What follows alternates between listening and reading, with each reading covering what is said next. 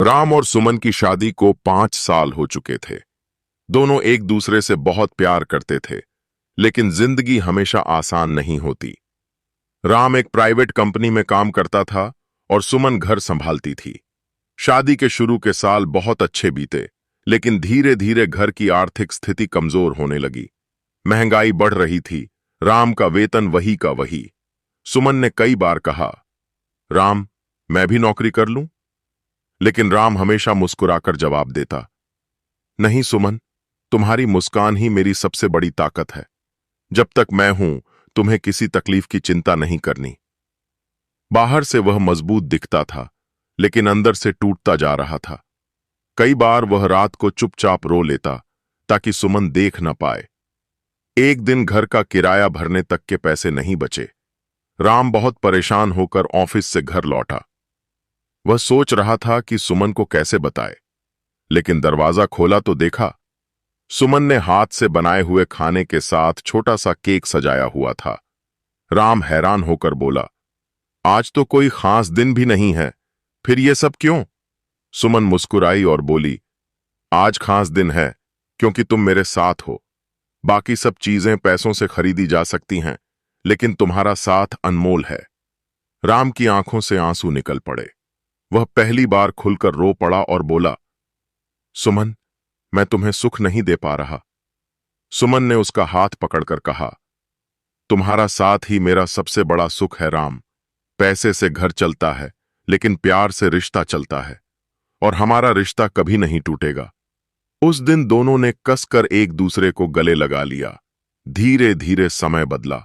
राम को प्रमोशन मिला और घर की स्थिति सुधर गई, लेकिन जब भी वह पुराने दिन याद करता, उसकी आंखों में वही सुमन की बातें गूंजतीं, प्यार ही सबसे बड़ा सहारा है। राम की मेहनत रंग लाई। प्रमोशन मिलने के बाद घर की स्थिति सुधरने लगी।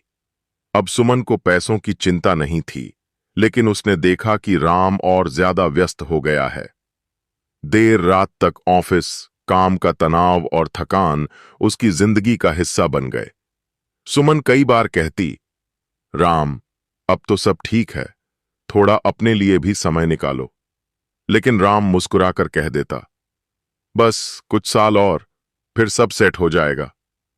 धीरे धीरे दूरी बढ़ने लगी। घर में सब कुछ था, सुख सुविधा, पैसे, गाड़ी, लेकिन सुमन को लगता था जैसे उसका राम कहीं खो गया हो। एक रात सुमन चुपचाप रो रही थी।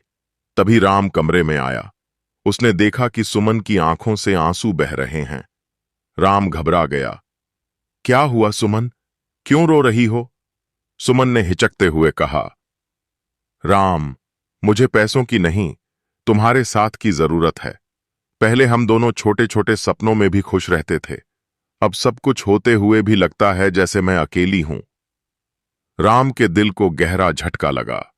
उसे एहसास हुआ कि कामयाबी के पीछे भागते भागते वह अपनी पत्नी की सबसे बड़ी जरूरत, उसका समय और साथ, भूल गया था। अगले ही दिन उसने ऑफिस में बॉस से बात की और तय किया कि अब वह सिर्फ उतना ही काम करेगा जितना जरूरी है।